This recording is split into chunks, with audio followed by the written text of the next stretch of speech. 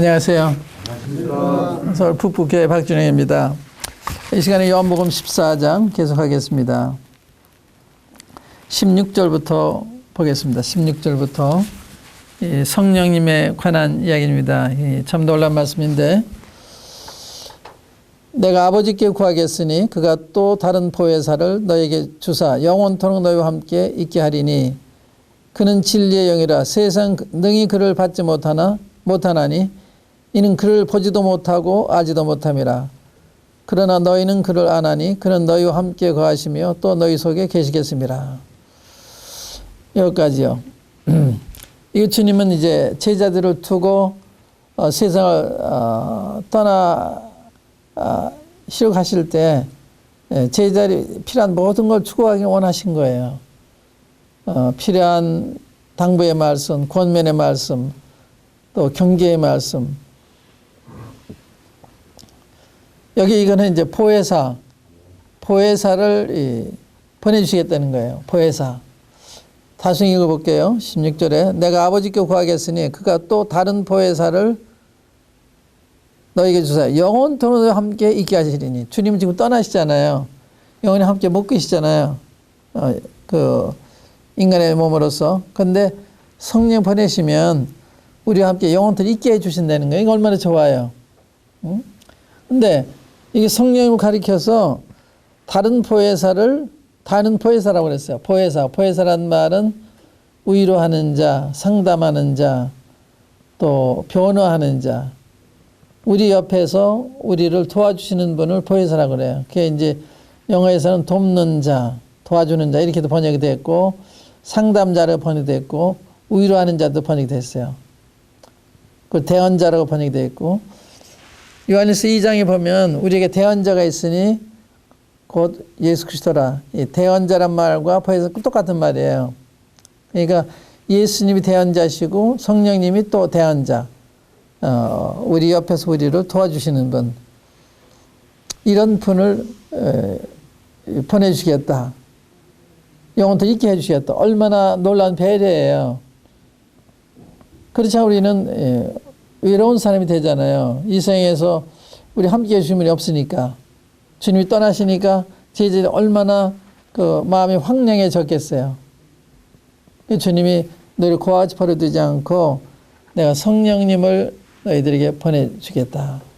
보혜사는 아주 좋은 분입니다. 성령님을 보혜사라고 그러는 거예요. 보혜사. 성령이 보혜사인데 보호하고 은혜 베푸는 자, 이런 뜻으로 보혜사가 있는지 잘 제가 한번 모르겠습니다만은, 이 보혜사는 그 영에서 보면 상담자, 위로하는 자, 돕는 자, 대언자. 이 변호사란 그 낱말이에요. 변호사는 우리를 변호해 주는 역할을 하잖아요. 성령이 그런 분이라고요. 성령은 우리 위한 분이죠. 우리 위한 분. 성령님은 비둘기 같은 모습으로 나타났잖아요. 그러니까 성령님은 평화로운, 유순하고 온순한 이런 분이시라고요. 성령님이 생하실 때 성령님은 어머니 같으신 분이에요. 하나님의 성령을 근심하게 하지 말아라. 하나님의 성령을 슬프게 하지 말아라. 그러니까 어머니 같은 그런 인자하신 마음을 가지신 분이 성령님이세요. 보혜사.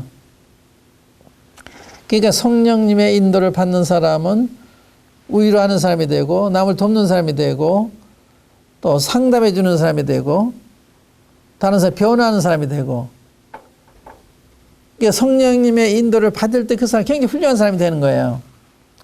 성령님의 인도 받지 않을 때는 육신이 우리를 지배하기 때문에 육신은 아주 악한 거예요. 우리 육신에는 선한 것이 하나도 없거든요. 거짓되고 악하고 부정하고 이런 게 육신이에요. 우리 자신 보세요. 얼마나 악해요. 얼마나 거짓돼요. 우리가 우리를 알잖아요. 응? 그러니까 사람은 이 없이 악하고 거짓되고 부정하고. 예레미야서 보면은 만물보다 심히 부패하고 심히 거짓되고 부패한 사람의 마음이라 그랬어요. 모든 것이 가장 거짓된 게 사람의 마음이라는 거예요. 또 부패한 게 사람의 마음이라는 거예요. 그런데 성령님이 우리를 주장하실 때 이러한 악하고 거짓된 사람이 인자한, 겸손한, 자비로운, 온유한, 남을 돕고자 하는 이런 사람을 변하는 거예요. 그러니까 성령님 모시면 사람은 다른 사람이 되는 거예요. 응? 다른 남편이 되고, 다른 아내가 되고, 다른 아버지가 되고, 다른 어머니가 되고, 다른 이웃이 되고, 그런 거거든요. 그러니까 성령님 모셨을 때 인간다운 사람이 되는 거예요. 아주 인격적인 사람이 되는 거예요. 성령을 모시면 아주 인간미가 넘치는 인격적인 가장 고귀한 존경할 만한 사람이 되는 거예요. 어떤 사람 성령을 모셨다고 이상한 사람들이 있어요. 성령은 이상한 사람이 아니에요. 성령 열매는 사랑과 희락과 화평과 오래 참음과 양성 선이거든요. 또 이 자비와 또 절제와 충성과 이런 게 성령 열매예요. 그러니까 성령에 충만하면 이런 아름다운 인격의 소유자가 되는 거예요. 대인 관계에 있어서 겸손하고 온유하고 인자하고 이해하는 마음이 많고 친절하고 이게 성령님의 충만한 사람이거든요. 그러니까 그래서 굉장히 훌륭한 사람이야. 굉장히 존경받은 사람이 돼야 되는 거예요. 그렇지 않으면 뭐 잘못된 거예요. 이러한 분을 우리에게 주시겠다는 거예요. 보내주셨다는 거예요. 근데 이제 주님 돌아다니며 오셨습니다만은 지금 약속이죠. 주님 가시기 전에 떠나가실 것을 예상하시면서 제자들에게 필요한 것을 다 지금 준비해 주시는 거예요. 다시 한번 읽을게요. 내가 아버지께 구하겠으니 그가 또 다른 보혜사를 너에게 주사 영원토록 너희와 함께 있게 하리니. 성령 한 모리 주시면요 떠나지 않으세요. 영원토록 함께 계세요. 그래서 이 거듭난 사람은 성령 보내달라 이런 기도하는 게 아니에요. 성령님이 걷어가지 말아 달라 그런 기도는 영원히 함께 해주셨기 때문에 감사합니다. 감사합니다는 거예요. 그러니까 찬송도 달라지는 거죠. 이걸 안 믿을 때 이상한 찬송 부르는 거예요. 성령이 떠나가실 것처럼 생각하고 성령 안 떠나가세요. 근심은 당하셔도 안 떠나가세요. 성령 계세요. 여기 영원토록 계신 거예요. 그래 좋죠. 성령 안 떠나가시니까. 부모가 자식 버려요? 안 버리거든요. 혹 버리는 부모가 있지만 성령님만 그러세요. 결코 우리 버리지 아니하시면 내가 너를 버리지도 않고 떠나지도 않는다. 이 약속이거든요. 이런 분을 우리에게 주셔서 우리 함께 하게 하시겠다. 얼마나 좋아요. 그 다음에는요. 성령님에 대한 이야기입니다. 17절에 그는 진리의 영이라. 보혜사라고 진리의 영이라고 그래서 성령님은 거룩한 영이라 거룩성자 거룩한 영이란 말이거든요. 근데 이분을 또 진리의 영이라고 그래요. 진리. 이 말은 무슨 말인가 하면 진실한 영이다. 참된 영이다. 이런 뜻도 되고 하나님의 말씀대로 역사하는 영이다. 그러니까 성령 말씀에 어긋나게 행하면 그건 성령이 하시는 게 아니에요. 성령님은 성령 말씀대로 행하시는 게 진리 영이시거든요. 그래서 성령이 우리 모든 진리가로 인도하시는 거예요. 성령님이 우리를 지배하면 이단으로 안 가죠. 성령 역사를 못 받고 육신이 날 지배할 때 이단에 빠질 수도 있는 거예요. 그러나 성령님이 인도를 받는 사람은 이단에 빠질 수가 없어요. 왜냐하면 성령 진리의 영이시기 때문에.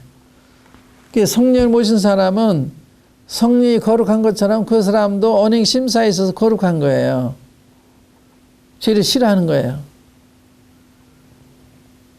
그래서 어떤 사람이 성령이 충만하다 그러면서 욕을 한다든지 또 무슨 완력을 행사한다든지 화를 낸다든지 그러면 성령이 충만한 사람이 아니에요. 성령이 충만한 온유한 거예요. 화난 일에도 온유하게 잠잠히 참고 감사하는 거죠. 우리 주님보다 주님이 시험을 뽑아도 가만히 뺨을 쳐도 가만히 계시잖아요. 침을 뱉을 때 가만히 계시잖아요. 그게 온유예요. 온유. 성령의 온유가 있거든요. 그래서 성령의 집을 받는다는 것이 굉장히 아름다운 사람 만드는 거예요. 진리 영이시다. 진실한 영이실 뿐만 아니라 하나님의 말씀을 인도하시는 하나님 말씀과 어긋나게는 인도하지 않으세요. 그러니까 하나님 말씀에 어긋나게 가면서 성령 인도하셨다면 그건 거짓말이에요. 무슨 말인지 아시겠죠? 네. 하나님에서 어긋나게 역사하지 않으세요. 하나님 말씀에 맞게 역사하시는 거죠. 진리 영이라. 세상은 능히 그를 받지 못하나니 그 세상 악하니까 그런 영을 받을 수가 없죠. 이 성령은 회개하는 사람 마음에 머무시는 거거든요. 회개할 때 성령이 들어오시는 거예요. 회개할 때 우리가 다 죄인이지만 우리가 죄인인 것을 깨닫고서 하나님 회개할 때 성령이 우리 안에 들어와 우리를 변화시키시는 거예요. 저는 어느 집회에 가서 그때 이제 요목 11장을 가지고 강사님이 말씀하셨는데 말씀 끝나면서 예수 영접할 사람은 앞으로 나오래요. 저는 교회 생활을 철저히 한다고 하고 있었기 때문에 전 믿는다고 생각했기 때문에 나갈 생각 안 했는데 제 옆에 서 있던 미국 선교사 분이 초면인데 제 팔을 잡더니 예수 영접하지 않겠냐요. 굉장히 불쾌했어요. 초면인데 우리 한국 사람이 이렇게 무시하나? 예수님 4대 성인 중에 한 사람인데 그거 모른다고 이렇게 예수님 믿으라고 그러나? 굉장히 자존심이 상했어요. 그래서 이런 교만한 사람이 어디에 있어? 순간적으로 그렇게 했거든요. 근데 다음 순간에 이런 생각이 들어와서 야, 네가 믿는 사람인지 아닌지 그건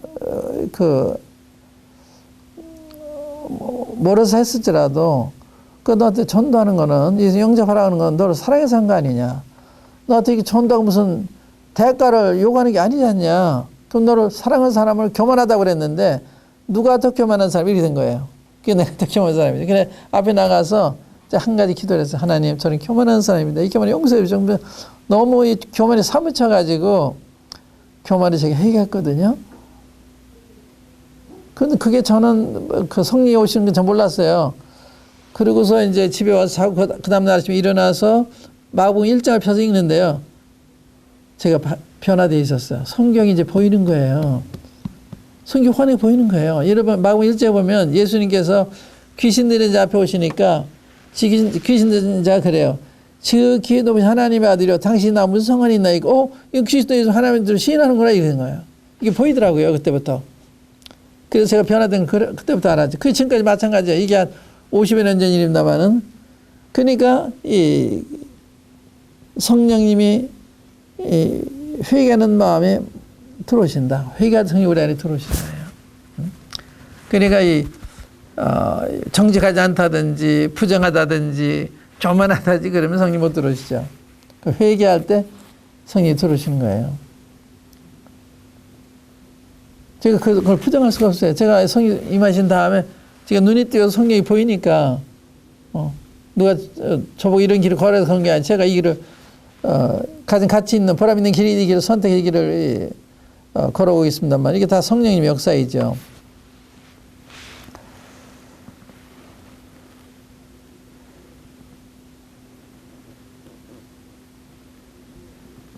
성령은 회개되는 마음에는 몸은 씻지 못하신다.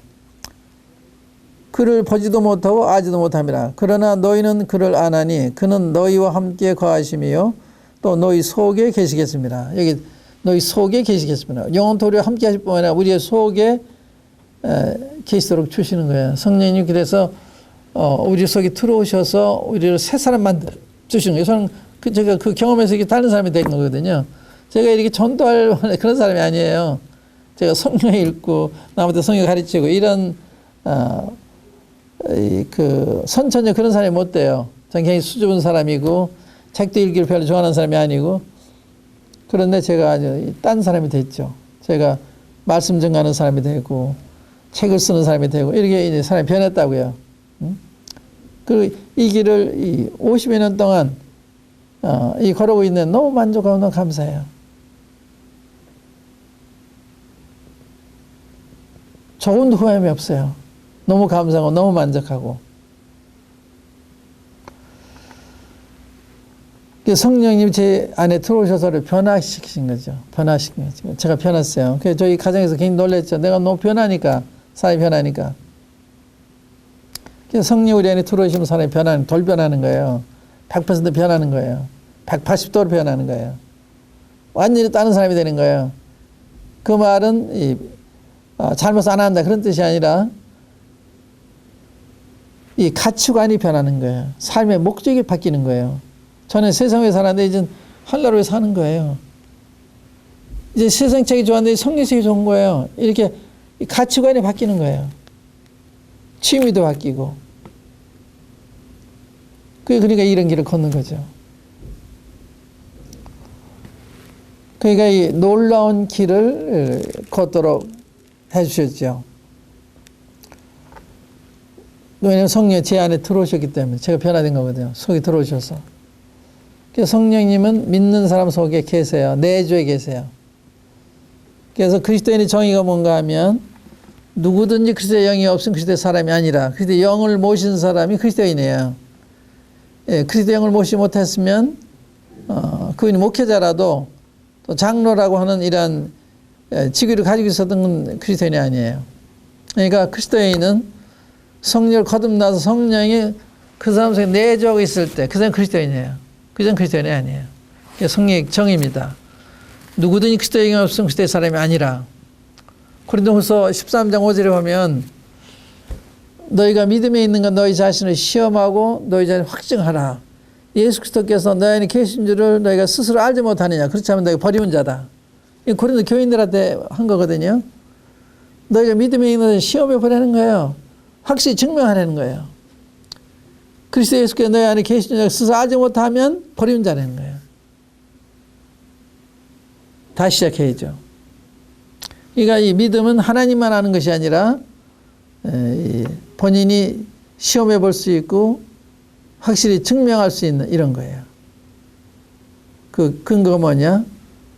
그리스도가 너희 안에 계시는 스스로 알지 못하느냐?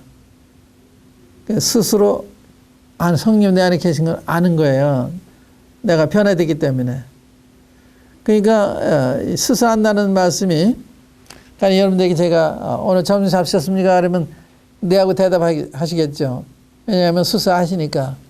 점심 먹었다고 생각합니다. 이건 이렇게 얘기 안 해요. 그거는 확실치가 않은 거예요. 스스로 아는 것이 아니거든요. 그러니까 성령님 내 안에 계셔서 생각합니다 하면 안 돼요. 성령 제 안에 계셔요. 언제 들어오셔서 그 우리는 이렇게 변했어요. 저는 너무나 변했어요. 성령이 때 변하고 모두 변했어요. 그렇게 되는 거예요. 그런 변화가 없으면 아니에요. 그러니까 거듭나면 사람 변하는. 그래서 고린도후서 5장에도 그런즉 누구든지 그리스도 안에서 새로운 피조물이라 이전 것은 지나가서 보라 새 것이 되었도다. 확실히 새 사람이 되는 거예요. 그 말은 우리 완전했단 말이 아니라 우리의 이 가치관이 변하고 우리의 그 의욕이 변하는 거예요. 하나님 말씀이 좋아지고 이제 세상 책도 싫어지고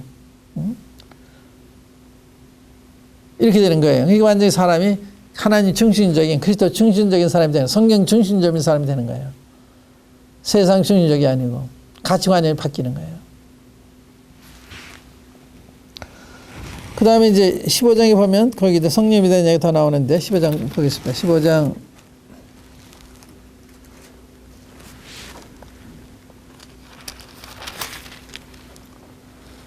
26절 내가 아버지께로부터 너에게 보낼 보혜사 곧 아버지께로부터 나오시는 진리의 성령이 오실 때 그가 나를 증언하실 것이요. 성령님이 오시면 하시는 일이 예수님을 증언한다는 거예요. 예수님이 누구신지 우리가 가르쳐 주는 거예요. 그래서 예수님을 자세히 알려면 성령님의 도식이 필요한 거예요. 성령님이 우리 마음속에서 그리스도를 계시해 주시고 말씀을 계시해 주셔서 깨닫게 되는 거거든요. 성경은 성령님이 열어주셔야 깨닫는 거예요. 문짝이 닫다 누구나 읽을 수 있지만 그 진미는 모를 수가 있어요. 성령이 깨워주지 않은 거예요. 우리가 누가 보면 그런 말씀 있잖아요. 이 부활하신 날 주님이 두 제자가 엠마오로 실마해가지고 엠마오 갈 때 주님이 와서 동행하세요. 한참 이야기하다가 하는 이야기를 들어보니까 이상한 이야기를 하니까 주님이 가면서 추구받는 얘기가 뭐냐? 그러니까 당신이 이 지역에 살면서 이랬으면 된 일을 알지 못하느냐? 우리는 예수님이 선자로 라고 생각했는데 우리 지도자들이 그를 십자가에 죽였다. 근데 죽은 지 살이 됐는데 살아났다 그러더라. 뭐 그런 얘기를 했어요. 그러고서 이제 그들과 헤어지셨는데 그때 이 두 사람이 그렇게 얘기해요. 길에서 우리에게 말씀하시고 성경을 풀어주실 때 우리의 마음이 뜨겁지 아니하더냐. 성령 역사하시면 이 말씀이 뜨거운 거예요. 우리 막 감동이 되는 거예요. 감동이 안 되면 성령 역사가 아니에요. 이 성경 읽으면 이 말씀이 살아서 역사이기 때문에 우리 마음이 기쁘기도 하고 두렵기도 하고 이렇게 하는 거예요. 응? 제가 언젠가 아침에 사도행전 읽는데요. 그날 사무실에 나와서 직원하고 이제 사도행전 9장 읽을 차라 사도행전 9장을 읽게 됐는데 읽기 전에 이렇게 돼서 하나님 오늘 저희들이 필요한 진리와 빛을 보내주십시오. 이렇게 하고서 읽고 났는데요. 거기 보면 호련히 하늘로서 우리 동행도 둘로 비쳤다 하면 사도 바울이 회심에 관한 장면인데 내가 끝난 다음에 그 말씀을 읽으면서 자매님 저는 이 두 낱말에 큰 감동이 됐어요. 호련이라는 낱말하고 하늘로서 호련이 하나님 갑자기 도울 수 있는 분이시구나. 또 하늘로서 세상은 다 막혀 있어도 하늘이 열려 있구나. 근데 그날 이걸 증명하셨어요. 하나님. 호련히 정말 도우셨고 또 생각지 않은 방법으로 도우셨고 그래서 하나님 말씀하실 때는요 이렇게 한 낱말을 가지고도 말씀하세요. 낱말을 가지고도. 우리 머리를 연결 깨닫는 게 아니라 성령이 비춰주신 거예요. 그런 게 있는 거거든요. 그런 것이 우리가 어떤 비상한 때 정말 하나님 도움이 필요할 때 구하면 하나님이 들어주세요. 알 수 있는 방법으로 도와주세요. 그래서 예수님은 성령님이 예수님을 증거하는 일을 하신 거예요. 이게 성령님의 사역입니다. 성령의 사역. 성령의 인격은 그분은 거룩하시고 그분은 인자하시고 또 그분은 참되시고 근데 그분은 주님을 증거하시는 분이다. 증거해 주시는 분이다. 예수님 우리에게 나타내 주시는 이런 일을 하시는 게 성령 역사예요. 그 다음에 16장에 보시면요. 14장 또 볼 거 안 봤습니다. 14장 거기 뒤에 보면은 14장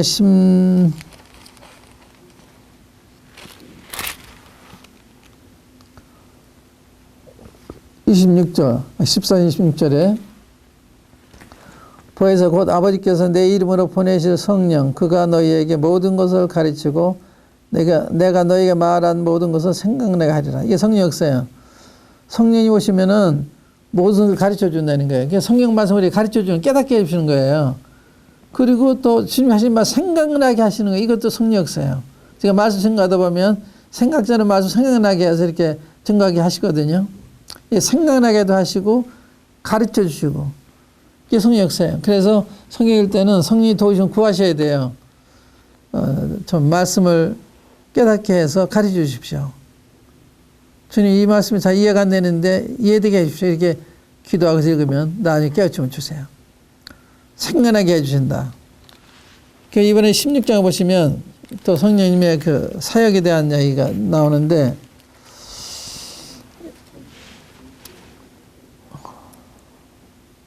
7절부터 읽겠습니다. 7절부터 16장 7절부터 그러나 내가 너희에게 실상을 말하노니 내가 떠나가는 것이 너희에게 유익이라. 내가 떠나가지 아니하면 보혜사가 너희에게로 오시지 아니할 것이요 가면 내가 그를 너희에게 보내리니. 아까 아버지께서 보낸다는 게 내가 보낸다고 그랬잖아요. 보내리니 그가 와서 성령이 오셔서 죄에 대하여 의에 대하여 심판에 대하여 세상을 책망하시리라. 11절에 죄에 대하라 하면 9절에 보면 죄에 대하라 하면 그들이 나를 믿지 아니하며 믿지 않는 것이 죄다는 건 성령님이 깨우쳐 주시고 믿지 않는 걸 책망하신다는 거예요. 응? 믿지 않는 게 가장 큰 죄죠. 불신, 믿지 않는 악심이라 히브리서 표현했는데 불신은 나쁜 거예요. 불신은 하나님 거짓말쟁이다 이런 말이거든요. 여러분들을 불신한다는 말은 무슨 말이에요? 여러분들을 못 믿겠다, 진실하지 않다 이런 말이거든요. 굉장히 모독적인 거죠. 우리 사실 믿지 못하겠다 그래도 할 말이 없어요. 우리는 마음이 정직하다 하더라도 우리의 환경이 허락하지 않을 수도 있어요. 그러니까 본의 아니게 거짓말이 될 수도 있는 거예요. 돈을 빌려갔는데 일주일에 갚는다 그러고선 뜻대로 안 되기 때문에 못 갚는 수 있잖아요. 갚으려고 그랬는데 뜻대로 안 됐기 때문에. 저는 그런 적이 한 번도 없습니다만은 저는 그런 걸 당해봤어요. 당해봤는데 이해해야죠. 그럴 수도 있는 거니까. 약속을 했는데 약속을 못 지킬 수가 있는 거죠. 거짓말이잖아요. 근데 그거는 거짓하고 싶어서가 아니라 환경이 허락지 않기 때문에 또 있은 거예요. 그러니까 우리를 믿지 못하겠다 해도 할 말이 없는 거예요. 우리가 전능하지 않고 전지하지 못하기 때문에 그게 나타날 수도 있는 것입니다. 그런데 하나님 못 믿는다 그러면 하나님 거짓말쟁이로 만든다. 요한일서 5장에 그렇게 돼 있어요. 하나님 믿지 않는 사람들 하나님 거짓말쟁이로 만드나니 이는 하나님께서 그 아들에 관하여 증거한 증거를 믿지 아니함이라. 그래서 성경을 믿지 않는 것은 하나님 거짓말쟁이입니다 하는 게 똑같은 거예요. 못 오게 되는 거예요. 그러니까 굉장한 무례를 범하는 거죠. 무례가 아니라 죄를 범하는 거예요. 불신, 그건 악한 거다, 이제 악한 거다. 괜찮은 게 아니에요. 악한 거예요.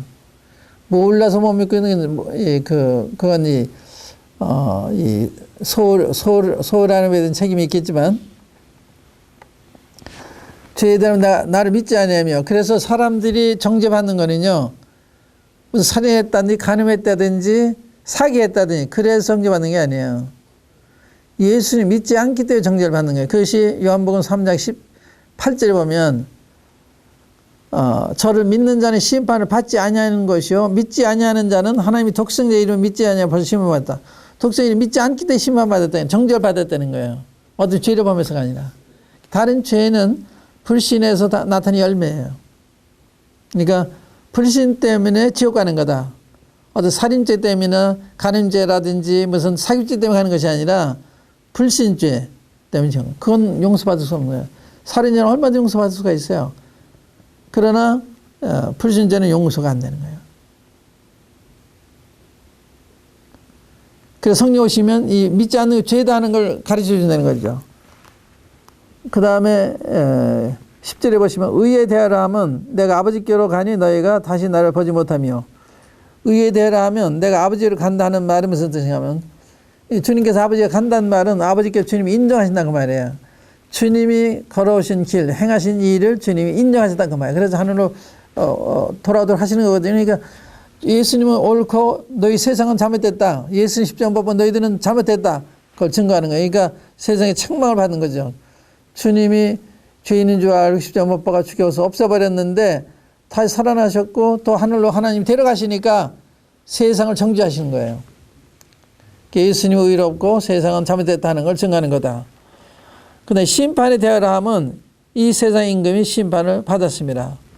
이 세상 임금 사탄을 가리키는 거예요. 마귀를 이 세상 임금이라고 그래요. 이 세상 신이라고도 그러고. 그러니까 세상을 지배하는 게 이 마귀라. 세상 마귀. 그러니까 세상이 마귀적이잖아요. 마귀적이에요, 세상에. 모든 제도력이 다 마귀적이에요. 문화나 음악이나 스포츠나 다 이 마귀적이라. 그 자체가 마귀란 말이 아니라 그걸 통해서 많은 사람들을 주님 믿는 데로 해서 못 믿게, 거기 빠지게 만드는, 스포츠에 빠진다든지 돈에 빠진다든지 무슨 예술에 빠진다든지, 그건 그대로는 괜찮은데 그게 빠지게 하는 점에 있어서 이게 마귀적이 되는 거죠. 예술이 필요한 거예요. 스포츠도 필요한 거예요. 음악도 필요한 거예요. 그러나 사탄이 그걸 이용해서 주님 믿지 못하도록 우리의 마음을 뺏어갈 때, 그러니까 이 세상을 지배하는 것이 마귀다. 이 세상 임금이에요. 단대만 이 세상 신이라고 그랬습니다. 마귀를. 그러니까 이 세상 사람들은 마귀한테 더 가까워요. 하나님한테 가까운 것보다도. 근데 마귀 하는 것이 더 마음에 드는 거예요. 마귀의 말이 더 마음에 쏙쏙 들어오고. 그러니까 죄가 그래 많은 거예요. 마귀가 죄를 가지고 속이는 거예요. 너 이렇게 하면 더 일약천원 벌어. 이렇게 살짝 속이는 거예요. 그렇게 하다가 철컥 잘못돼가지고 감옥에 가고 그러잖아요. 그 마귀가 그렇게 하는 거예요. 많은 사람이 감옥에 가 있잖아요. 저는 과거에 안양 중범자들이 가는 안양 교대 전단 적이 있는데, 그때 그 모인 사람들 보면 거기에는 이제 정신행을 받은 이런 사람들이 있는 곳이에요. 그게 소연해 보여요, 사람들이요. 그때 마귀가 참 미운 생각이 들었어요. 저 선배님들이 일순간 잘못해가지고 이렇게 들어와 이렇게 구석에 넣었나. 이 마귀가 참 나쁘구나. 아주 마귀가 나쁜 것을 느낀 적이 있어요. 응? 마귀 때문에 저렇지. 사람은 마귀의 희생자예요. 마귀 희생자. 그러니까 마귀를 따라가니까 운명을 같이 하게 되는 거죠. 그런데 이 마귀가 그 심판받았다. 주님 십자가 못 박히셨을 때요. 마귀는 패배를 당한 거예요. 응? 그때 그 창세기 3장 15절을 보면 여자의 후손은 뱀의 머리를 상하게 하고 뱀의 후손은 여자의 그 후손의 발꿈치를 상하게 한다. 십자가를 위해서 발꿈치를 상하게 한 거예요. 마귀가. 근데 마귀는 이제 주님에 의해서 완전히 그 박살나는 거죠. 그래서 이 마귀는 심판을 받아서 천년왕국 때 보면 계시 20장에 보면 마귀는 무정령에 가도 장관에 천년 동안 꼼짝 못하도록. 천년 기간에는 그 천년왕국 시대라고 그래요. 그때는 사람 죄를 지키면서 죄를 잘 못 져요. 마귀 유혹하는 게 없으니까. 사람들이 죄를 짓는 것은 우리 품성이 죄악되기 때문에 할 뿐만 아니라 마귀가 충동하기 때문에 많이 죄를 짓는 거예요. 선을 행하기 어렵고 죄 지키기 쉽고. 그때는 마귀를 이렇게 잡아 가뒀기 때문에 죄 지키는 어렵고 선하기는 쉬운 그런 때예요. 마귀가 참 나쁜 짓을 많이 하는 거 사람들 유혹해가지고. 마귀 역사가 많은 사람들이 그걸 모르죠. 마귀가 같이 사니까 마귀 역사인지 자기 하는 건지 잘 몰라요. 마귀가 하는 거예요. 한번 예를 들어볼까요?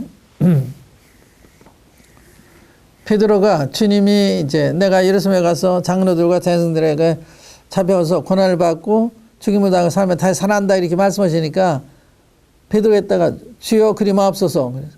주님을 이 가나에 가로되 주님이 나무란 거예요. 그리 마옵소서 그랬어요. 그때 주님이 사단의 내 뒤로 물러가라.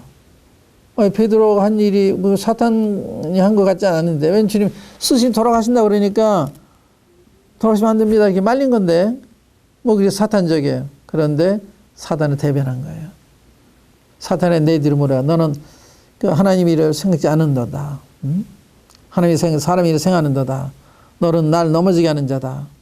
그렇게 말씀하셨어요. 그러니까 자기는 이 주님을 위한다는 생각이었는데 그게 사단의 일이 된 거예요. 그러니까 우리가 정적으로 움직이면 안 돼요. 하나님 말씀을 따라서 행동 결정을 내려야지 자기 정을 따라 결정 내리면 그게 잘못될 수가 있어요. 또 사도행전 5장에 보면 안나 삽비라는 이 부부가 나와요. 근데 자기가 땅을 팔아서 이걸 다 교회에 드린다고 하고는 일부를 남기고 드렸어요. 그랬을 때 아마 이 부부는 약간 가책이 있었겠죠. 전부를 드린다고 말을 하고서 일부를 빼냈으니까, 남겨놨으니까. 근데 베드로가 와서 안나네 어찌하여 사탄이 내 마음에 가득하여 내 판결말을 감추고 하나님이 속였냐. 그래요. 그냥 다 반 남기고 드려도 돼요. 그러나 반만 드리면 괜찮은데 전체 드리는 양 하면서 일부를 뺀 거예요. 그러니까 거짓말이죠. 그냥 난 반밖에 드릴 수 없으면 괜찮은 거예요. 자기 마음대로 하는 거니까.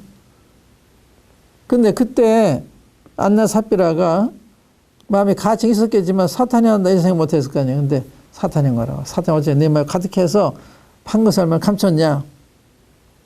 그러니까 우리가 이 거짓말할 때 사탄이 역사하는 거예요. 교만할 때 사탄이 역사하는 거예요. 많은 사람이 그걸 몰라요. 사탄이 충동해서 오는 거예요. 우리 많은 행동이나 우리 언어가 사탄의 충동에 의해서 하는 경우가 많이 있는데 우리가 사탄과 같이 살고 있기 때문에 사탄의 형님 잘 몰라요. 경건한 삶을 살 때 그때 알게 되는 거예요. 아, 이게 사탄적이라구나. 이게 아니라구나. 공이 나쁜 데 살면요. 공이 나쁜 줄 몰라요. 공이 좋은 데 있다 나쁜 데 와야 아, 이 공이 나쁘다는 거 아는 것처럼 경건하게 살아야 사탄의 역사가 선명하게 내 마음에 나타나는 거예요. 부각이 되는 거예요. 그래 아는 거예요. 그러나 사탄 같이 살면 잘 몰라요. 같이 사니까.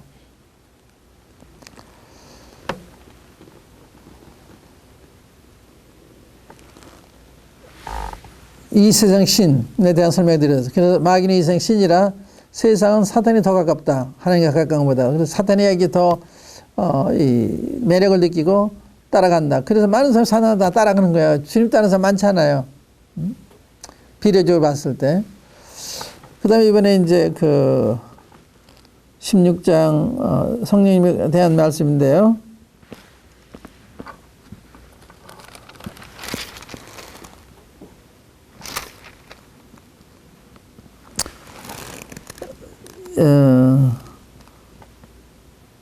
12절 이야기 계속 읽겠습니다. 내가 아직도 너희에게 이를 것이 많으나 지금은 너희가 감당하지 못하리라. 그러나 진리의 성령 오시면 그가 너희를 모든 진리 가운데로 인도하시리니. 이게 성령 역사예요. 우리 진리 가운데로 인도하는, 말씀 가운데로 인도하는, 말씀 아는 대로 인도하면 그 성령 역사가 아니에요. 그가 스스로 말하지 않고 오직 들은 것을 말하며. 성령님은 자기 얘기하시는 분이 아니거든요. 자기가 하는 얘기는 주님에 대한 얘기를 하는 거예요. 어떤 주님의 종이 자기에 대한 얘기하면 그 성령 역사가 아니에요. 이 주님에 대한 얘기를 해요. 자기에 대한 얘기해도 주님 역사를 얘기해야 되는 거죠. 주님을 나타내기 위해서 스스로 말하지 않고 오직 들은 것을 말하며 장래 일을 너에게 알리시리라. 그가 내 영광을 나타내리니. 이게 주님을 나타내는, 우리 주님께서 아버지를 늘 나타내는 것처럼 성령님은 주님을 나타내는 일을 하신 거예요. 이게 성령님의 사역입니다.